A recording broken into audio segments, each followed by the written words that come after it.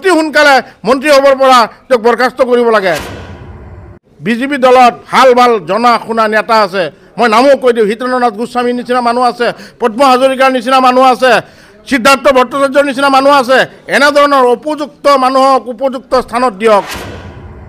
এই অপদাৰ্থ মানুহক যি মন্ত্ৰিত্ব চলাব পৰা কেপাচিটি নাই, অশোক সিংঘাল ডাঙৰীয়া যি বাৰে বাৰে তেওঁ এনেধৰণৰ কাম কৰি আহিছে।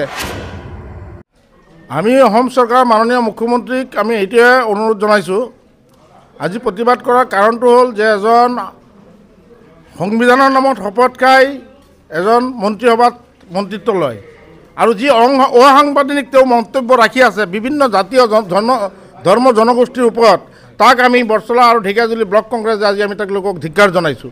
কাৰণ এজন মন্ত্ৰীৰ কাম কোনো জাতিক ধ্বংস কৰা বা কোনো জাতিক গালি দিয়া কাম নহয়।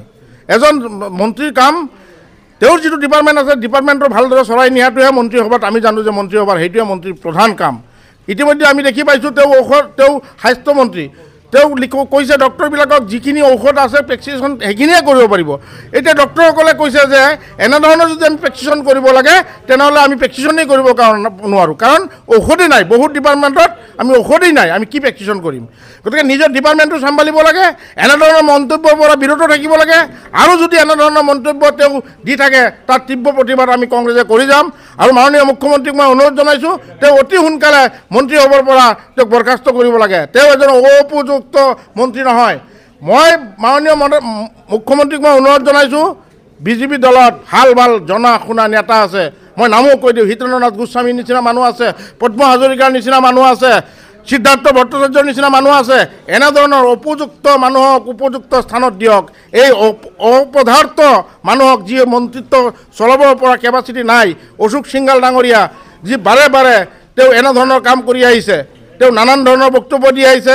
তেওঁ ভিডিঅ'ৰ ওপৰত আক্ৰমণ কৰিছে, তেওঁ সৌ গাঁওবুঢ়াৰ ওপৰত আক্ৰমণ কৰিছে। এনেধৰণৰ যিটো তাৰ গুণ্ডামী, যিটো বহিৰাগত মানে তেওঁ ভাৱ লৈ পেলাই আমাৰ ঢেকীয়াজুলিৰ নিচিনা শ্বহীদ নগৰী জেগাত সমষ্টিৰ যে বিধায়ক হৈছে, আমি লজ্জিত অনুভৱ কৰিছোঁ।